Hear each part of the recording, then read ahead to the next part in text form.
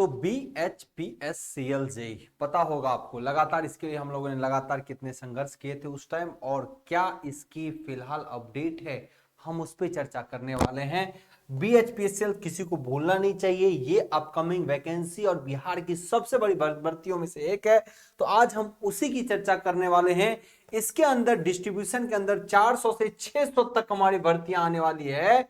तो बालक ये भर्तियां कहां है, किस तरीके से है, इस पे सारी डिटेल में चर्चा आज हम सेशन में करने वाले हैं। एक एक चीजों को यहाँ पे लेने वाले हैं बालक। इसके लिए अलर्ट मोड पे रहिए। एग्जाम नो डाउट आपके लिए बहुत सारे हैं अभी पाइपलाइन में। PGCL है, RRB जेई है, टेक्नीशियंस है, ALP है। नौ इसके बावजूद BHPSCL बिहार और नियर बाय स्टेट वाले कोली के बच्चों के लिए बहुत बड़ी अपॉर्चुनिटी में से एक है। सो इसको ध्यान में देना होगा। इसको लेके हम लगातार आपको वीडियो डिस्कस करते रहते हैं। तो 400 से 600 प्लस की भर्ती का क्या है लेखा जोखा, आज हम इस पे चर्चा करने वाले हैं। हम एक बार इस पे ऑफिशियल डिटेल भी आपको देने वाले हैं। तो बालक पता है जब BHPSCL में GTO की भर्ती आई थी तो उस पे हम लोग लगातार वहां गए थे प्रोटेस्ट के अंदर, और वहां पर जो आपको मिला था, पहले 40 पोस्टें थी जेई के अंदर, वो भी बहुत जनरल के अंदर थी भी नहीं, जिसको बढ़ा के बाद में 113 पोस्टें जेई की गई, साथ में इंटरनल भर्ती भी दी गई। 9 अगर हम बात करें बिजली विभाग बिहार के अंदर, ऊर्जा डिपार्टमेंट के अंदर, एनर्जी डिपार्टमेंट के अंदर खुद बता गया कि 5500 से भी ज्यादा अभी भर्तियां रिक्त हैं, खाली है। ये बिहार गवर्नमेंट के डाटा के अकॉर्डिंग है कि बिहार में 5500 से भी ज्यादा भर्तियां एनर्जी डिपार्टमेंट के अंदर खाली है। तो ये भर्तियां तब से तो हुई नहीं। अभी फिलहाल में टेक्नीशियन की भर्ती 2156 के आसपास रिक्रूट की गई है। उसके बाद जेई की बात करें तो 113, ए की बात करें तो 87, इस तरीके से पोस्टें दी गई हैं। उसके बावजूद जो डिस्ट्रीब्यूशन की एक सबसे बड़ी भर्ती जेई के अंदर होती है, जिसमें उम्मीद है कि 400 से 600 भर्तियां आएंगी, ये कहां है। तो इसको लेके लगातार डिपार्टमेंट से हमने कम्युनिकेशन बैठाया हुआ है। तो उनका कहना है कि नवंबर में एक्सपेक्टेड था। देखिए नवंबर एंड तक या जनवरी की शुरुआत में हम देंगे, क्योंकि एक्सपेक्टेड तो बहुत सारी चीजें थी। जो आपका BHPSCL का एग्जाम होना था जेई और टेक्नीशियन के, ये वो आज नहीं, आज से कितने महीने पहले हो जाने थे। लगातार सभी में तब्दीली देखने को मिला, सभी के एग्जाम डेट में चेंजेस हुए, फॉर्म में बहुत सारे करेक्शंस हुए। तो उम्मीद करते हैं इनमें भी थोड़ा सा डिले हो सकता है। तो ये अभी भी बोला जा रहा है कि नवंबर से दिसंबर के बीच ये 400 से 600 से हो सकता है इससे भी ज्यादा भर्तियां आपको देखने को मिले। तो सभी बालक को अलर्ट रहना है, क्योंकि आपको पता है BHPSCL का पूरे इंडिया में सबसे बेहतरीन कंटेंट, पूरे इंडिया में जो कोर्स भी कोई आपको नहीं दे रहा, सो जेई का हमने बेहतर कंटेंट आपको प्रोवाइड किया, साथ के साथ टेक्नीशियन की।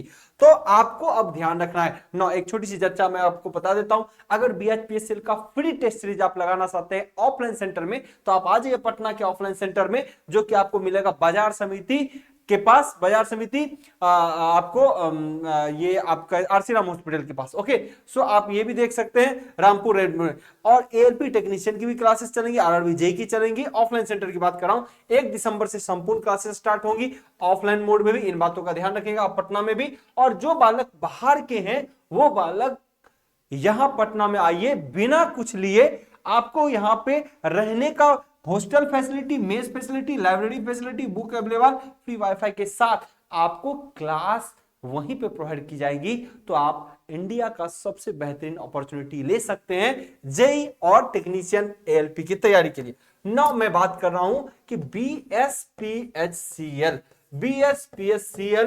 जेई वाले के लिए कि ये भर्ती डिस्ट्रीब्यूशन में तो जेई की भर्ती आएंगी, तो इसकी क्या सिलेबस और क्या इसके पैटर्न होंगे, तो ये भी चर्चा हो जाएगी। लेकिन अब थोड़ी सी चर्चा कि ये कहां रह गया, ये बिजली विभाग की जो भर्तियां हैं, ये 400 भर्तियां कहां है। तो बालक फिलहाल जो टीम के साथ हम लोग की कम्युनिकेशन है, वो कह रहे हैं ये भर्ती है और ये भर्ती आएंगी, हो सकते हैं इससे सरप्लस भर्तियां हो, और ये भर्तियां बहुत जल्द देखने को मिलेगा। BHPSCL को लेके टेंडर जो चल रहा था लगातार कि कब इसके एग्जाम होंगे, उस पे भी अभी तक संशय बना हुआ है। लेकिन बालक बीएसपीएससीएल का जो एग्जाम है, जिनकी अभी तक भर्तियां निकल चुकी है, आप ये लगा लो 15 दिसंबर से पहले नहीं होना। अभी 1 महीने का कम से कम ये ड्यूरेशन है। हो सकता है कि ये जनवरी के फर्स्ट वीक तक भी चला जाए या 15 जनवरी भी जाए, कोई फिक्स डेट नहीं है। लेकिन 15 दिसंबर तक आप श्योर है, आप उसकी तैयारी करिए। लेकिन अगर जेई की तैयारी कर रहे हैं तो डिस्ट्रीब्यूशन जेई 400 के लिए सेम सिलेबस के साथ आपको मिलने वाला है, यानी इसकी भर्ती बालक बहुत जल्द देखने को मिलेगा। बीएसपीएससीएल की भर्ती बहुत जल्द देखने को मिलेगा। नवंबर एक्सपेक्टेड था, हम सभी पहुंचे थे, तभी बताया गया था नवंबर। अभी टीम से कम्युनिकेशन होता है, बोल रहा है बहुत जल्द दी जाएगी, बहुत जल्द दी जाएगी। हो सकता है कि नवंबर हो या फिर दिसंबर का पहला वीक हो। जैसे एग्जाम में डिले हो गया, इसमें भी डिले है। सरकारी कर्मचारियों का काम है, सरकारी डिपार्टमेंट का जो काम होता है, खासकर बिहार के अंदर बहुत डिले चल रहा है। तो उम्मीद रखिए बालक, इसकी भर्ती बहुत जल्द हो। और जरूर ऑफलाइन टेस्ट बीएचपीएसएल के लिए, ऑफलाइन कोर्स के लिए, ऑफलाइन टेस्ट फ्री के टेस्ट के लिए आप इंजीनियर्स प्लेटफॉर्म पटना सेंटर पे आइए। बीएचपीएसएल का ट्रेड और टेक्निकल दोनों का फ्री टेस्ट मिलेगा। ओके, ये सारी बात थी। 9, अगर आपने ये बीएचपीएसएल किए के बारे में जाना तो इसकी सिलेबस और एग्जाम पैटर्न के बारे में थोड़ी सी जानकारी तो बालक होनी चाहिए। तो थोड़ी सी जानकारी ये होनी चाहिए कि बालक इसके अंदर जो टोटल 150 मार्क्स का एग्जाम होगा, टोटल कितने मार्क्स होंगे, 100 मार्क्स के एग्जाम होंगे, क्लियर। जिसमें 50 नंबर तो टेक्निकल का होगा, 50 होगा आपका टेक का, और 50 होगा किसका, नॉन टेक का। 50 क्या होगा, नॉन टेक का। ओके, अब इसमें अगर बात करें तो जनरल नॉलेज 10 नंबर का, लॉजिकल रीजनिंग 10 नंबर का, जनरल इंग्लिश 5 नंबर का, जनरल हिंदी 5 नंबर का, कंप्यूटर 10 नंबर का। अब यहां पर देखना कुछ में वेरी भी करता है, कभी 10 से 15 भी होता है, तो इसमें से कुछ डिडक्ट हो जाएंगे। और इलेक्ट्रिकल के जो है वो 50 होंगे। इलेक्ट्रिकल क्वेश्चन कितने होंगे, 50। तो बालक ध्यान रखना, टोटल अगर देखोगे तो 85 ही टेक्निकल और इनको मिला के टोटल 85 ही होना है। तो ये जो आप देख रहे हो ना, ये जो आपको जनरल इंग्लिश है, ये भी 10 हो जाएगा और ये भी 10 हो जाएगा। इसी तरीके का रेशियो रहेगा। टोटल 50 नंबर नॉन टेक और 50 टेक्निकल। ओके, इन बातों का ख्याल रखिए।